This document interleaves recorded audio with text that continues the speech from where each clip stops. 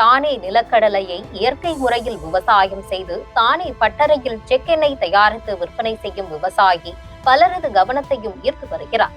யார் அவர் என்பது குறித்து இந்த தொகுப்பில் பார்க்கலாம். கடலை விவசாயமும் இருக்கேன், நெல்லுக்கு டிரைவராகவும் இருக்கேன், இதே நெல்லுல ஓனராகவும் இருக்கேன்.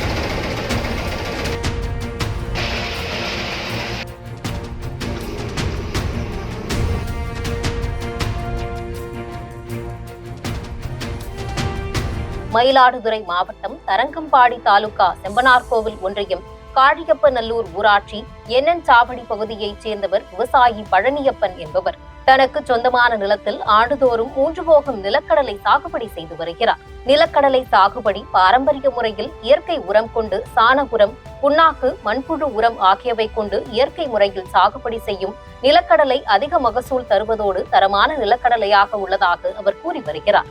தனது நிலத்தில் விளையும் தரமான நிலக்கடலை கொண்டு தனக்கு சொந்தமான செக்கு பட்டறையில் அவரே நிலக்கடலையை பதப்படுத்தி காய வைத்து அவற்றை தோல் உரித்து செக்கு பட்டறையில் எண்ணெய் தயாரிக்கிறார். தற்போது மக்கள் அதிகம் சுத்திகரிக்கப்பட்ட ரீஃபைண்ட் எண்ணெய்களை பயன்படுத்தி வரும் நிலையில் அவற்றை மாற்ற வேண்டும் என்றும் இயற்கை முறையில் சத்தான நிலக்கடலை மூலம் செக்கு பட்டறையில் தயாரிக்கும் எண்ணெயை பொதுமக்கள் பயன்படுத்த வேண்டும் என்பதே தனது நோக்கம் என விவசாயி பழனியப்பன் கூறுகிறார்.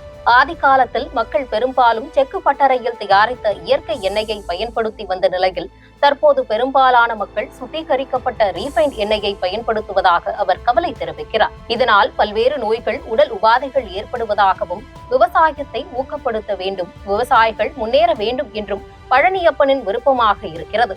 கடலை முப்போகம் விவசாயம் பண்ற ஒரு விவசாயி தான் இருந்தேன். இப்போ காலப்போக்கில் என்ன ஆச்சுன்னா எல்லாம் சுத்திகரிக்கப்பட்ட எண்ணெய்க்கு மக்களும் மாறுறதுனால எனக்கு ஒரு ஆசை என்னன்னா, நம்மளே கல்லை போட்டு நம்மளே பிரித்து நம்மளே மிஷினும் வச்சு மக்களுக்கு எண்ணெயை சுத்தமான எண்ணெயை கொடுக்கணுங்கிற ஒரு ஆசையினால என்ன பண்ணிட்டேன்னா, நானே கல்லை பிரிக்கிறது, இங்கே காய வச்சு இங்கே உடைக்கிற மிஷினுக்கு பின்னாடி வச்சிருக்கேன். அதை உடைச்சி காய வச்சு ரிட்டர்ன் இங்கே ஆடி வெயிலில் வச்சு எண்ணெய் வெயிலில் வச்சு தான் நாங்கள் வடிகட்டுறோம்.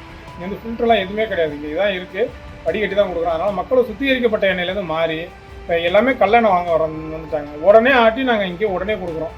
சுத்தப்பட்ட கிராமத்துலேருந்து அனைவரும் இங்கே வராங்க. இது ஒரு கிராமமான ஏரியா தான். அதனால சுத்தப்பட்ட கிராமத்துலேருந்து இப்போ எல்லாமே எண்ணெய்க்கு மாட்டாங்க. சுத்திகரிக்கப்பட்ட எண்ணெயிலேருந்து எல்லாமே கடலெண்ணெய், நல்லெண்ணெய், தேங்காய் 3 வாங்கி சமைக்கிறாங்க.